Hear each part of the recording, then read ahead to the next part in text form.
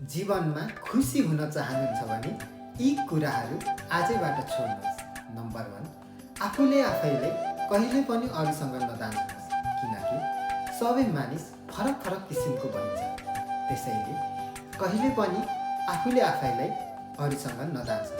Number 2, आफूबाट जानी अनजानीमा गल्ती हुन सक्छ, त्यसैले आफ्नो गल्तीलाई स्वीकार गर्न सिक्नुहोस्।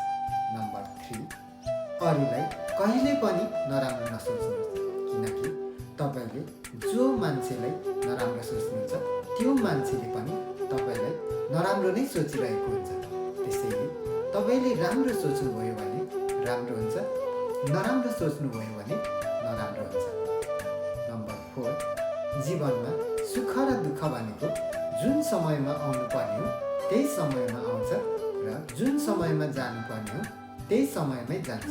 त्यसैले कहिले पनि सुखमा नमात्तिनु र कहिले पनि दुःखमा नआत्तिनु। यी तपाईँहरूलाई यस्तै भिडियोहरू हेर्नु